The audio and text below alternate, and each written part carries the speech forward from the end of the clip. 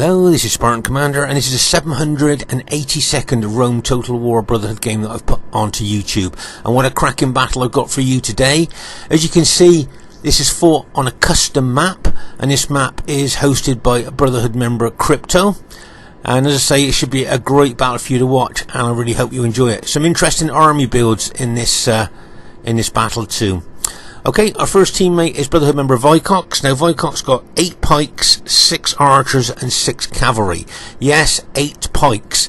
Is that enough for the modern day battlefield? Just wonder what you think there. If you notice there, he's got 7 upgrades on, an experienced striped gold shield, gold attack on his pikes. And once again, if we look at the length of those pikes, remember the enemy troops got to fight all the way down those pikes to kill the man on the other end. And that's a pretty tall order, especially for Roman troops. But only 8 pikes. Let's say it's quite a low amount of pikes for a Macedonian army. What do you think? And there you are, he's got his Cretan archers there with their long range. These are elite long range archers, but I believe he's got some cheaper archers as well. Quick look at the upgrades on his, oh my gosh, count the upgrades on his companion cavalry, fully upgraded companion cavalry. Now remember that most cavalry in this game have just got a 6 charge bonus. These guys have got a massive 9 charge bonus. And remember, the charge bonus is the impact and penetration that a unit can do to enemy troops. So as I say, most cavalry have got a 6 charge bonus. These guys have got a 9 charge bonus, and as you can see, they're fully upgraded.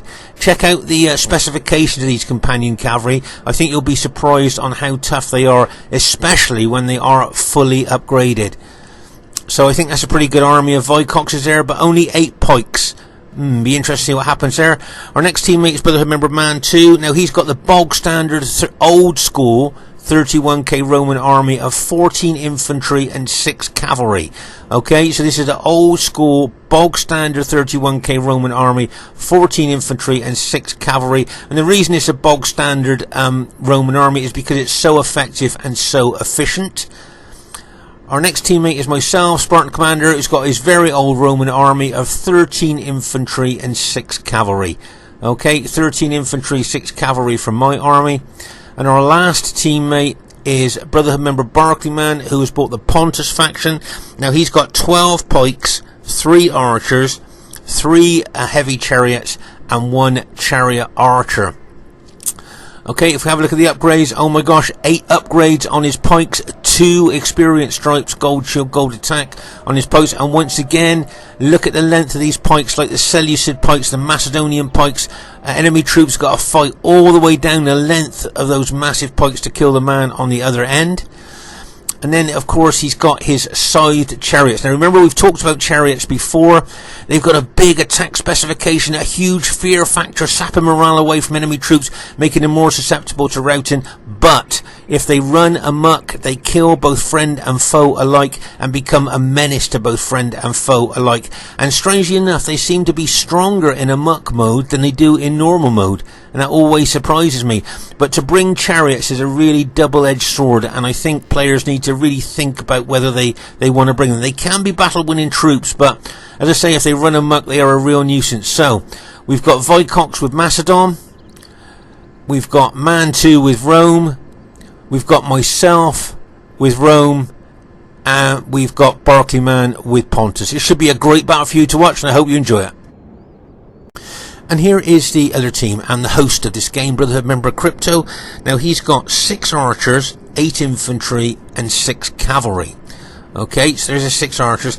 As he's only bought 8 cavalry, I would expect to see good upgrades on his infantry, but as you can see, he's only got gold shield, gold attack on his 8 infantry, which tells me he spent his money on his cavalry. Okay, so there you are, you can see there that he's got really good upgrades on his cavalry there. That's his Praetorian cavalry. Just count the upgrades on them there.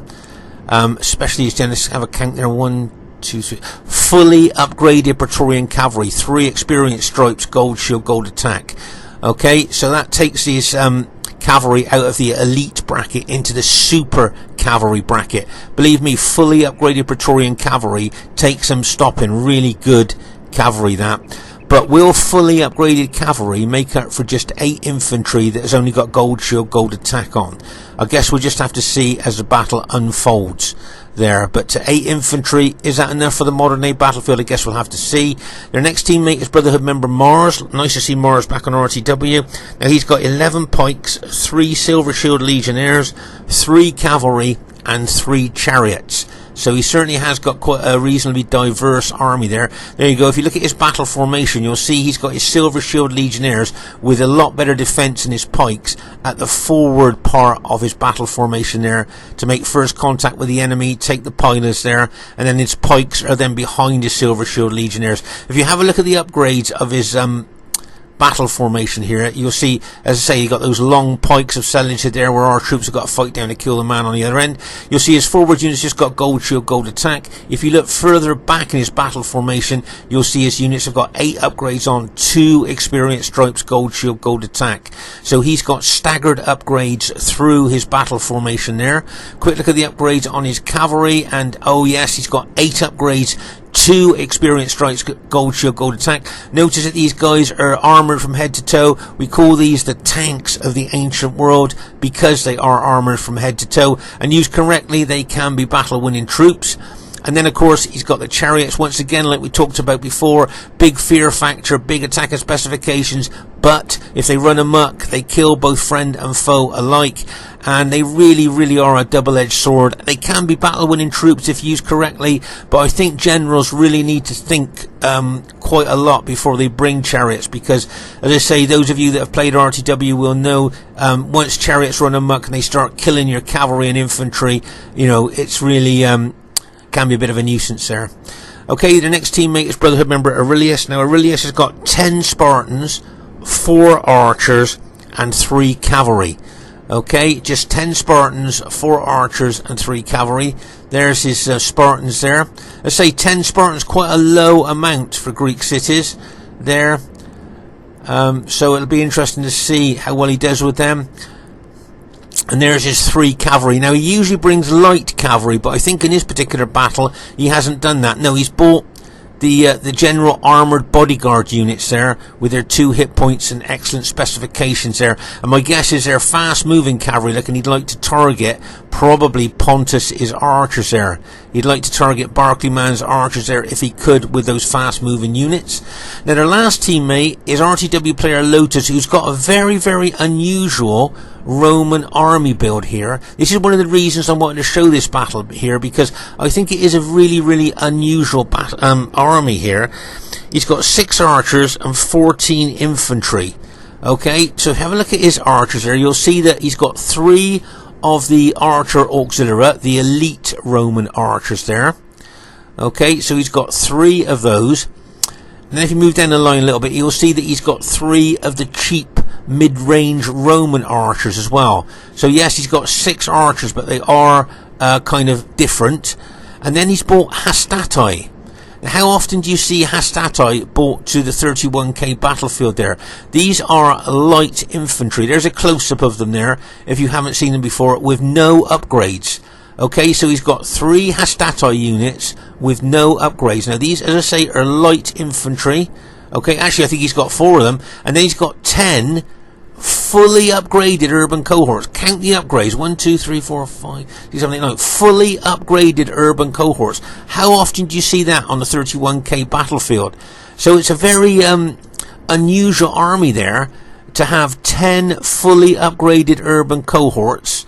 I think, as I say, 4 hastati there and 6 archers. No cavalry. Notice he's got no cavalry in his army at all. So I think that's a very unusual Roman army build there for the 31k battlefield. Okay, but here I'm going to have a quick count of the enemy archers. Right, so they've got 6.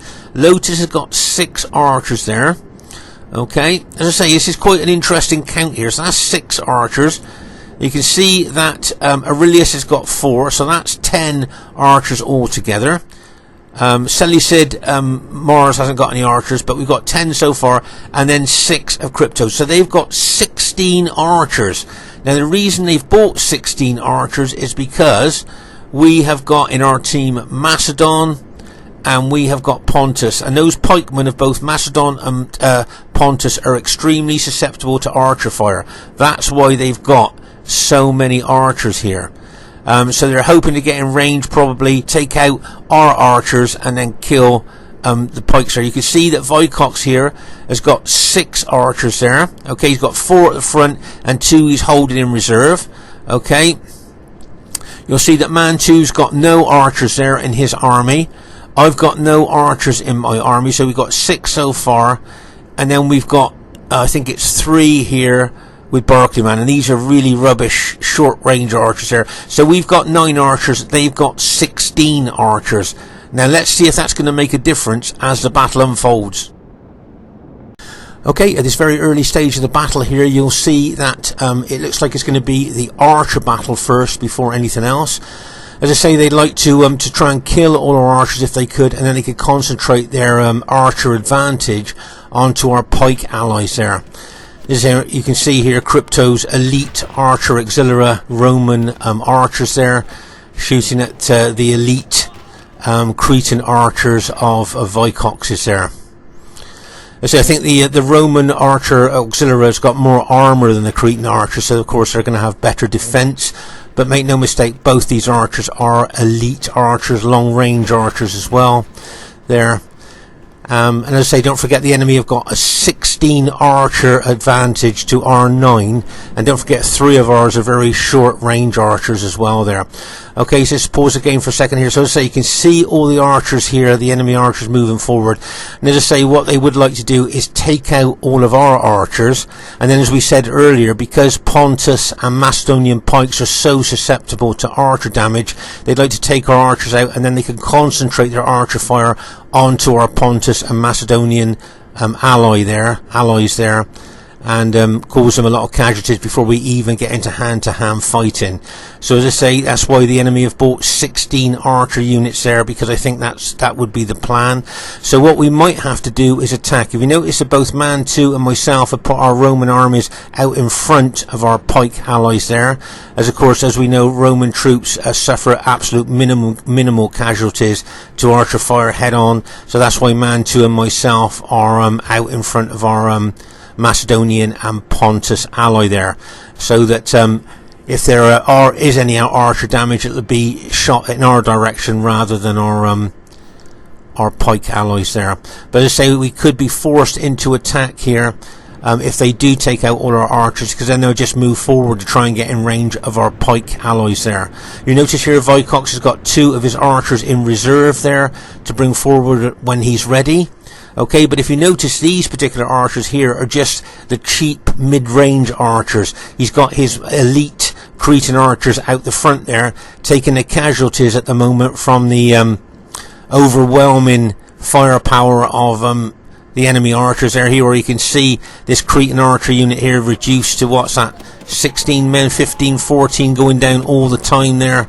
And if you notice there, both teams have got their archers in open order. Remember, units in open order suffer less damage from missiles. But as I say, you can see Vycox's 81-man unit there being reduced to 8 there, just from the sheer firepower of the enemy troops. As we move along the battle line here, you'll see another one of Vycox's Cretan archers there, reducing all the time there. As I say, the Cretan archers are elite archers, but they have no armour, so their defence will be quite small there. Right, so as I say, with all the archer advantages that the enemy team have got, both Man 2 and myself have decided to advance now against the enemy.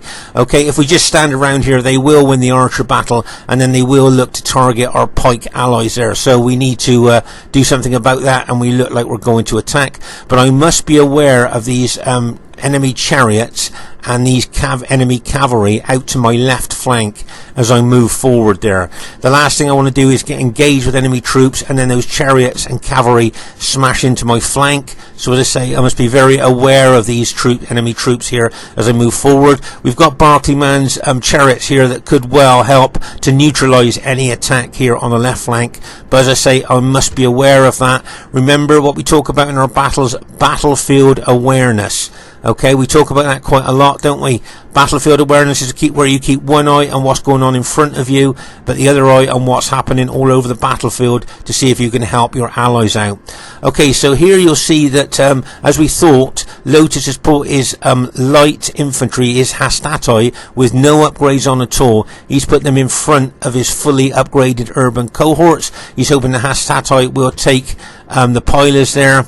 And then he got his fully upgraded infantry to throw into the fray if he wants to. As I say here, you can see Man 2 really running forward. They're chasing the enemy archers back. And you'll see I'm moving my Scipii army forward to do exactly the same here as I move towards Lotus's unusual 31k Roman army build there. And over here you'll see, as I say, the chariots of Pontus there watching my left flank. But as I say, I am very aware of Aurelius's cavalry and Mars's chariots there out on our left there as I move forward here towards Lotus is Roman army. It'd be interesting to see how 10 fully upgraded urban cohorts do in this battle. I think it would be quite interesting to see as I move my army towards them there. It wouldn't surprise me if Man 2 pulled his army back a little bit there, as you can see the Greek cities moving in on him. There you go. Can you see there? Man 2's moving his Julii army back a bit there because he saw both the Seleucid pikes and the Greek cities moving in on him there. And what he'd probably like to do there, if we just we're just going to maybe pause the game for a second there, and you'll see there that he's pulled his infantry back. Now what probably might happen here is Mars and Aurelius may well combine armies here to try and take out Man 2's army. So obviously Man 2 won't want that, and what I think we were hoping for here is that Barclayman is going to bring his Pontus army forward and maybe integrate his Pontus army with his Julii ally there, so that there will be a 2-on-2 battle there. Seleucid and Greek cities against Rome and Pontus. Maybe that's what's going to happen there. I'd just like to show you, you know, we talk about sneaky Barclayman. Here, can you see he was trying to hide that chariot unit in the dip? Can you see that dip in behind him there? I think he was trying to hide that unit in there, so hoping the enemy wouldn't see it. So he's now decided to pull it out that dip now and pull it over towards the main battle. But I just thought that was like a typical sneaky Barclayman tactic there, which was quite interesting for you to watch. Right, so here you can see the light infantry of Lotus, his Hastatoi units with no upgrades on, taking the pilers from my army there. You can see my forward units, my polar shield units now are throwing pilers into these Hastatoi units here. Okay, make no mistake, these Hastatoi units with no upgrades on at all. It's very unusual to see that on a 31k battlefield there. So as I say, it'd be interesting to see how well Lotus's army does here, bearing in mind he's got no cavalry. Okay, there you are. You can see these light infantry, these Hastatoi, can actually throw pilers themselves there, in case you might not have known that. So he's going to be damaging my forward units with his forward units there. Okay, but I'm going to move my army forward there. But as I say, I'm always watching my left flank to see chariots and Aurelius's cavalry may well look to smash into me there. I've got my cavalry and Barclayman's chariots there to kind of neutralise any attack coming in from the left. But as I say, with battlefield awareness, I am keeping an eye on what's happening over there. But here you'll see Aurelius and Mars moving their pike and spear armies towards Man 2's army. And as I say, you can see Barclayman bringing his Pontus army there to help. Now over here on the right flank, can you see Vicox, his Macedonian army, and Man 2's and Vicox's cavalry have combined, okay, here to face Crypto's army there. Now remember, Crypto's only got 8 infantry, but he's got 6 maximum upgraded Praetorian cavalry here. So whether Vicox and Man 2 want to attack Crypto, it'll be interesting to see what happens here on our right flank, okay. But over here on our left flank here, as I say, you can see me there moving, starting to move forward towards the enemy SPQR troops there. Okay. There you can see I'm moving my troops forward towards these Hastatoi. And if you notice there, Lotus is moving his army back a little bit there.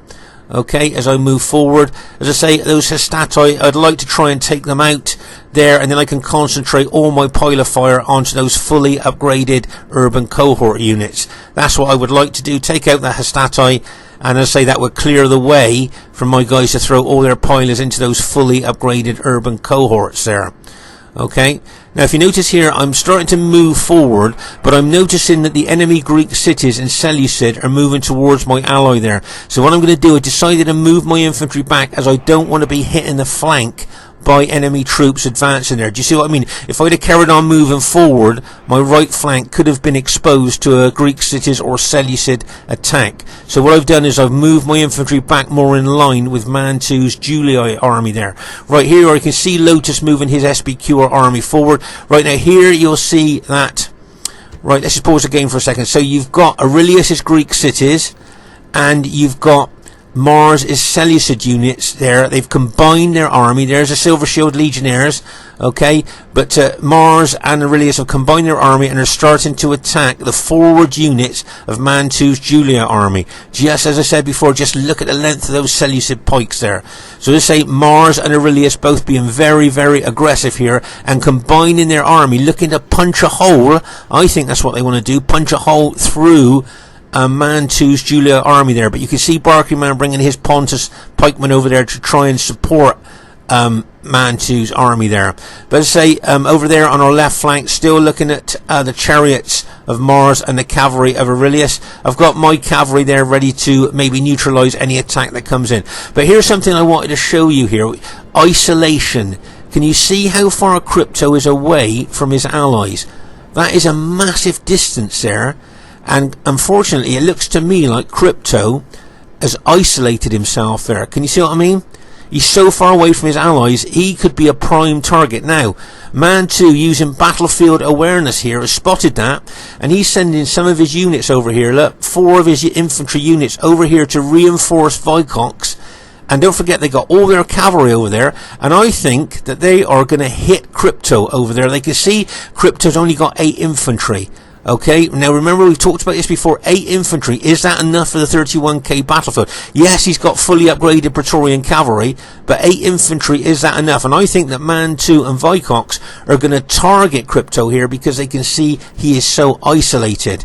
Okay, but meanwhile here, you'll see Mantu here is taking the brunt of the attack while our Pontus ally brings his pikes in. Now it wouldn't surprise me if Mantu sometime here pulls his Julii infantry away from that pike fight there.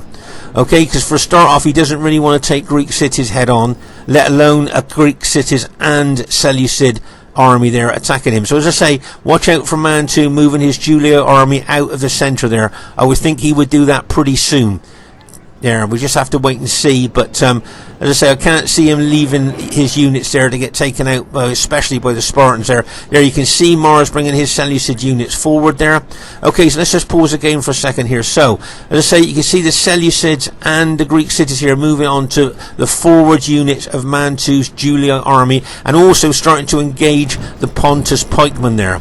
Okay, so you can see the enemy really moving forward here, combining their army, being very, very aggressive here. As I say, I think they were looking to punch a hole in our left centre there. That's what I think they were thinking about. But as I say, Barclayman's brought his Pontus army over there. If you notice here once again, I think I'm going to move my army back a bit because I'm very aware of my right flank being exposed to Seleucid and Greek city attack. Can you see what I mean?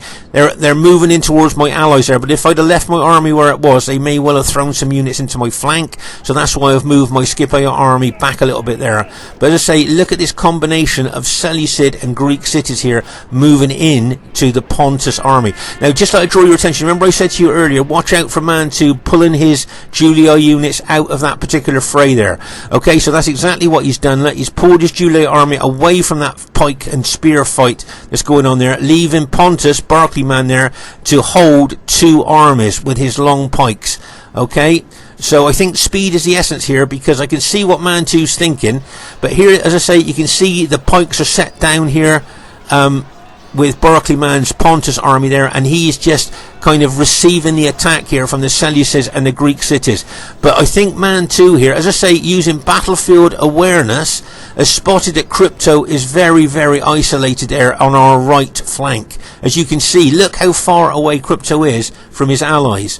I mean, not to attack Crypto here would be a bad tactical move here. So as you can see, Mantu's brought all his Julia army out of that fray, and you got all of Vicox's army, all of Mantu's and Vicox's cavalry here.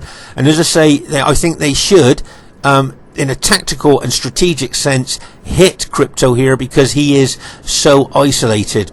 Okay, meanwhile over here on our left flank, you'll see that, as I say, I'm facing Lotus's army there with his 10 fully upgraded urban cohorts there, as you can see them. So it'll be interesting to see what happens here on this left flank of ours. But as I say, Barclayman here with his Pontus army is going to try and hold as long as he can. As I say, speed is the essence here. Vicox and Mantu will want to take out Crypto as fast as they can so that they can get back to help Barclayman here, who is fighting 2 armies. Okay, so let's pause the game for a second here. So as I say, you can see here, Crypto now has realised that he is isolated.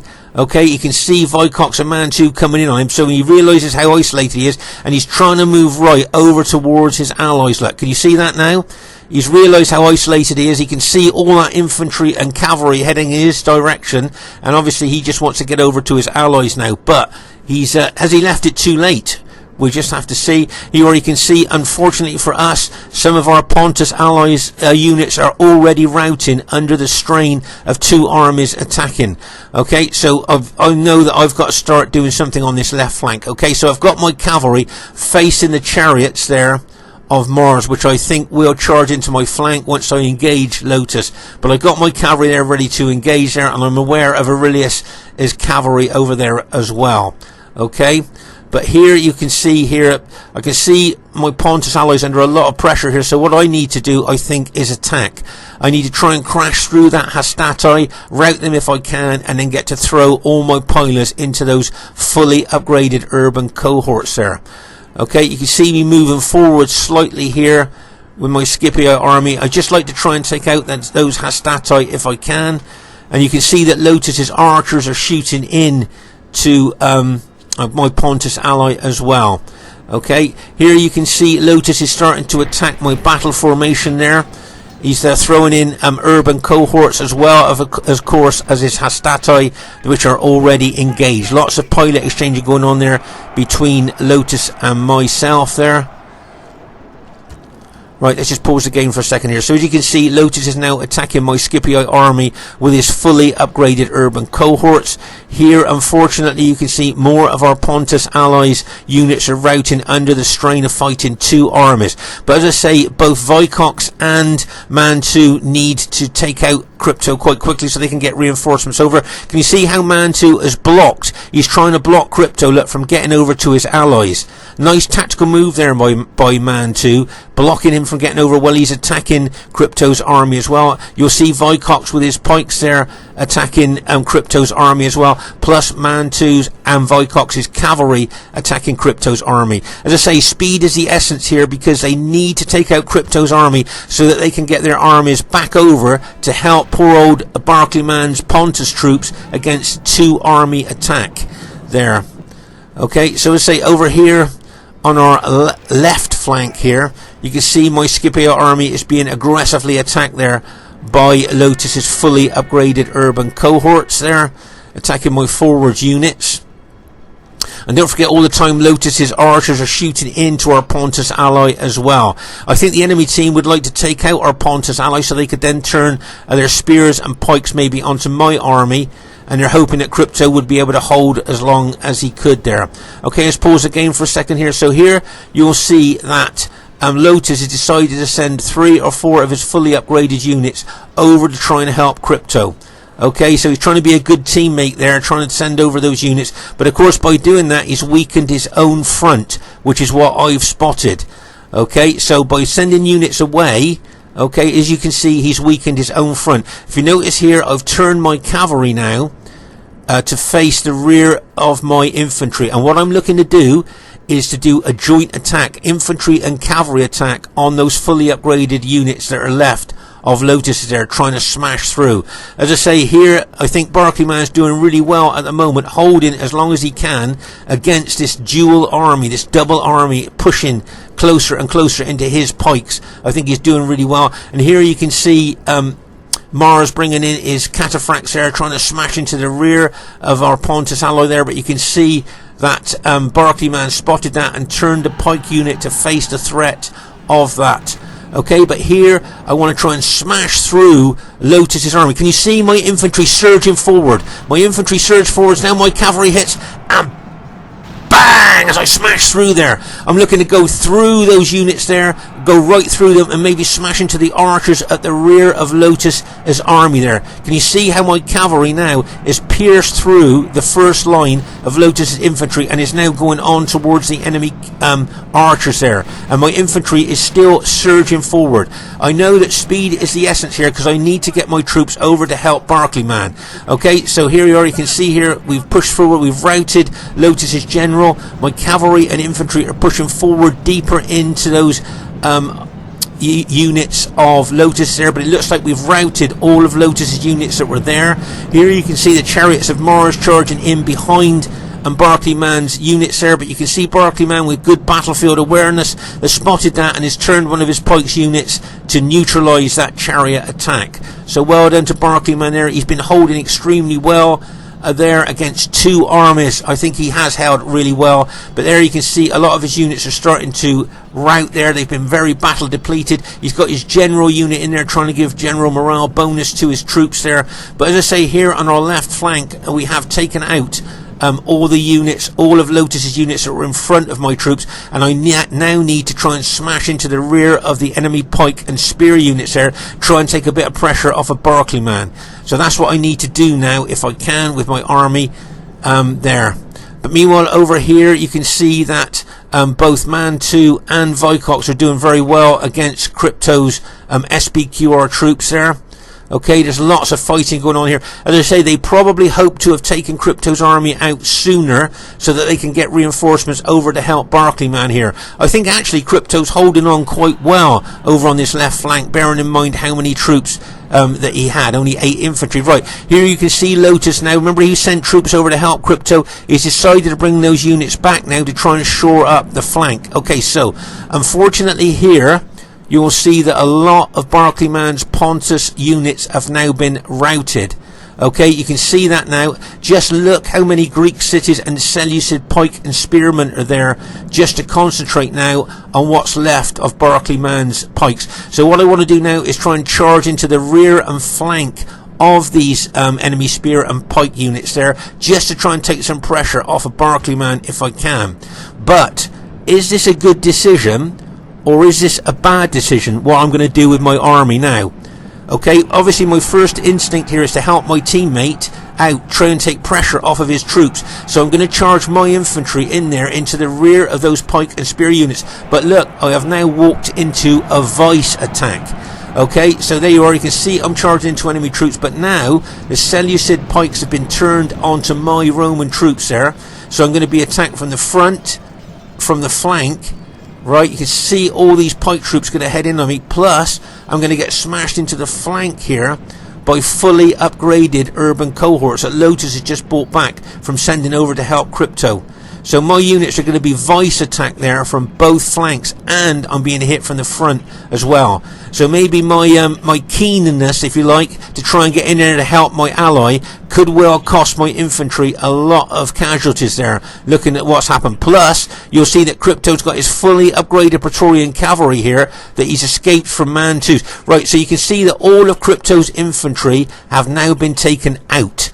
Okay, so Vycox and Man 2 have done what they wanted to do. They've taken out all of Crypto's infantry. Remember, he only had 8 infantry, but they've all been taken out. But Crypto's fully upgraded Praetorian cavalry have got away. Now, they could well smash into my infantry as well there, possibly causing a mass rout. There, you can see all the enemy troops closing in on my infantry there. And as I say, if that fully upgraded Praetorian cavalry smashes into my infantry, that could be it. Right, here you can see I'm counter-attacking with my cavalry into the back of those SBQR infantry. But now I can see Crypto's cavalry coming in. I need to intercept them, and bang! As both our cavalry crash there. Look. Well, this is good news for us. I've just taken out Crypto's general. So that's really good news. It's taken away the general morale bonus. Don't forget, my cavalry will be getting morale bonus from its general and the Eagle unit there. You can see my allies coming in behind the enemy SBQR cavalry there. You can see my allies coming in there. You can see, as I say, we've routed and killed Crypto's general. I've got Man2's infantry and Vycox's cavalry charging into the rear, those fully upgraded SBQR cavalry, as my Scipii cavalry are intercepting them at the front. But look at the state of my infantry, being hit by fully upgraded urban cohorts coming in from my flank, and all these Seleucid pikes coming in from my flank and front there. So not looking very good, I don't think. You can see poor old Barclay man here just got a couple of units left that he's still trying to hold there. But as I say, things not looking very good for my infantry at this time.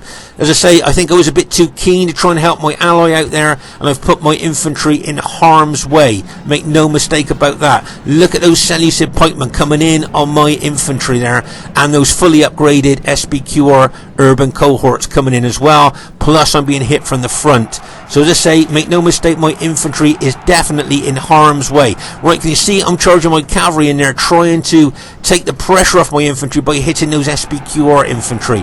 But look at the long pikes of Seleucid pushing into my Scipii troops there. As I say, losing a lot of troops there to those long pikes. You'll see my units starting to rout soon. In fact, it wouldn't surprise me if maybe the enemy got a mass rout of my infantry. But you can see my allies, Julii and Macedonian units moving in here to help me out a bit. But as I say, look, you can see my Eagle unit's been routed, and an urban cohort unit's been routed there by the mass pikes of Seleucid there coming in on me. But as I say, you can see Man2 and Vycox have arrived just maybe in time there, just to attack those Seleucid pikes. Okay, now luckily for us, you can see that Barclay man's got a couple, 2 or 3 of his pike units have rallied and are coming back into the fray here. So that is pretty good news for us. Plus, don't forget that Barclay man's had his archers shooting into the rear and flank of the enemy troops there for a long time during the course of this battle. So you're going to be weakening the enemy troops there quite considerably. But as you can see, a heck of a lot of my infantry has now been routed there when I was caught in that terrible vice attack between Seleucid pikemen and fully upgraded SBQR infantry.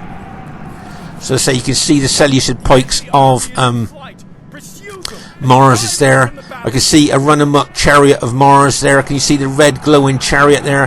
Whatever units he hit, friend or foe, he will be killing. At the moment, he's charging into his allies, Greek cities units there. Make no mistake, he will be chopping down a lot of units there with those scythed wheels there.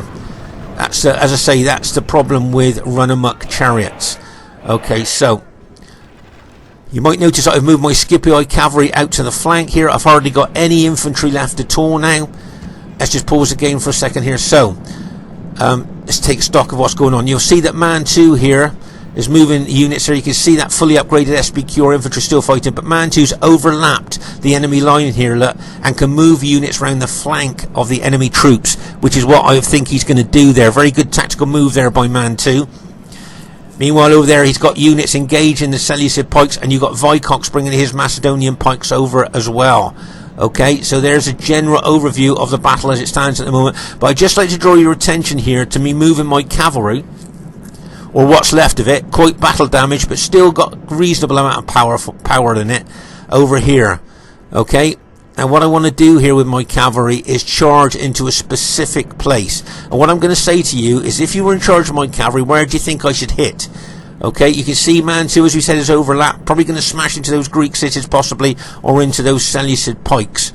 Okay, but if you were in charge of my cavalry here, where do you think you would hit with it? Maybe smash into the flank of those engaged Greek city units?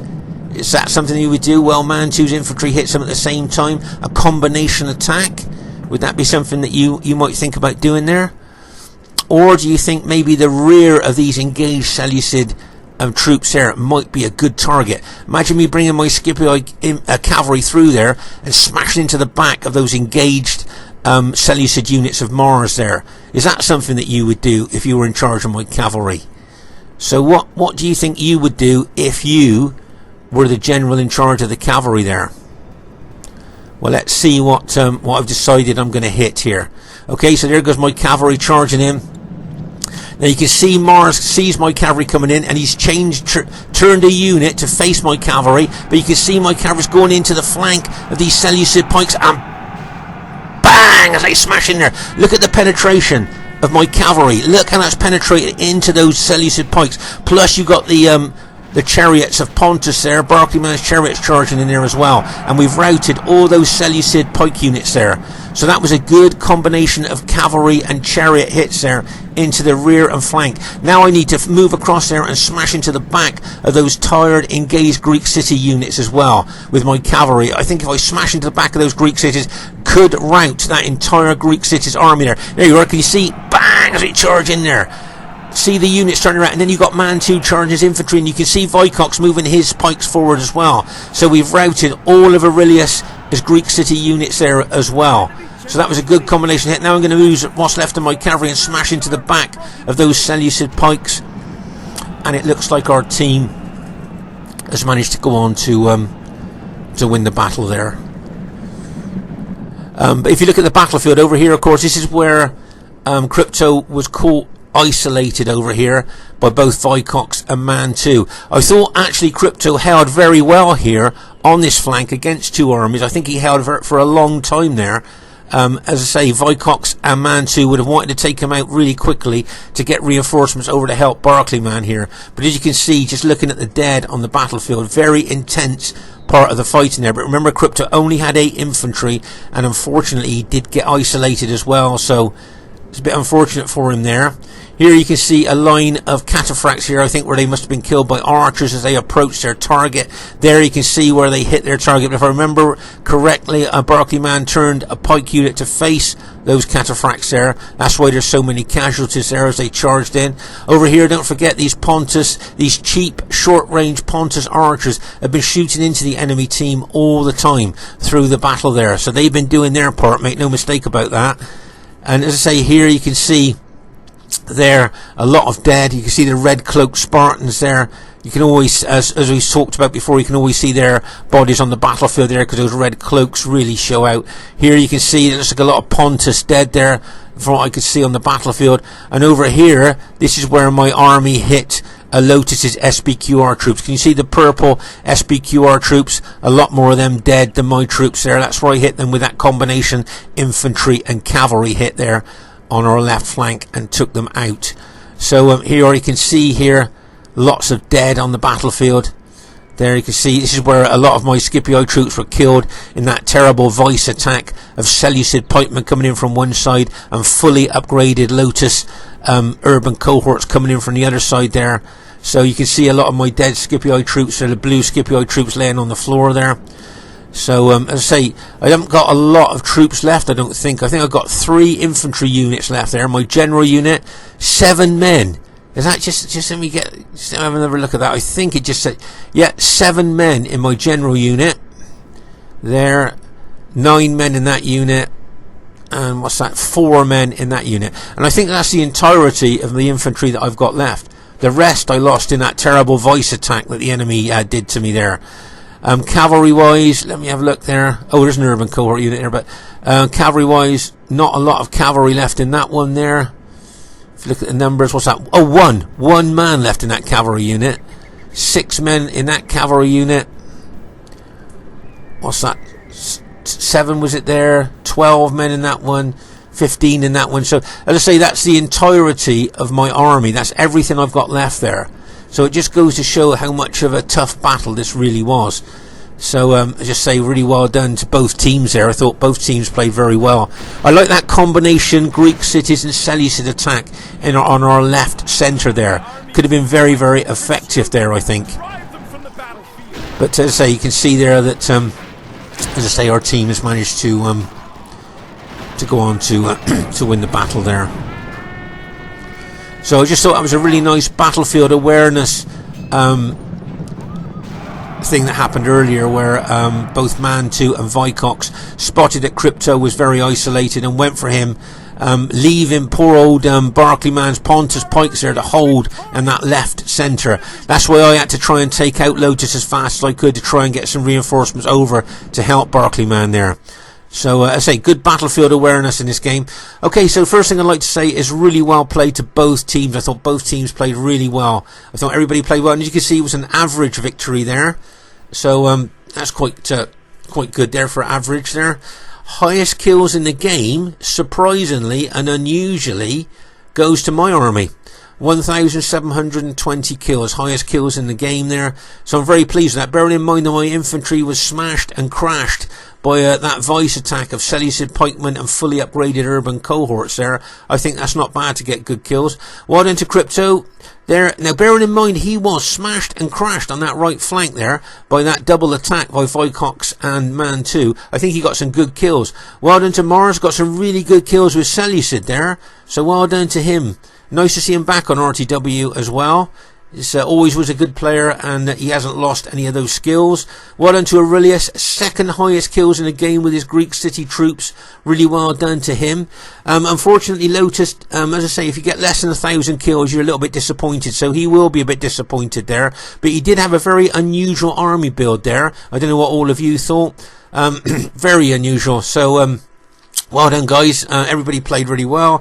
As I say, really pleased with the highest kills in the game there from my old army there. Well done to Barclay, man. I thought he held really well. He was the anchor of the team there in our left centre, holding as long as he did. Got some good kills too. So well done to Barclay, man there. Shout out to him.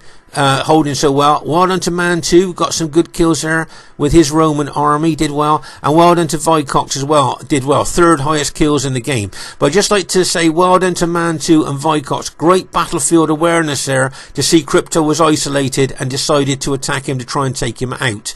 So a good bit of battlefield awareness. Always, that's something we talk about quite a lot, is battlefield awareness in our battles there, and I thought they did really well there. So well done to them. Diverse, reasonably diverse. The enemy team got Rome, Seleucid, Greek cities and Rome. So I think that's quite a good combination there.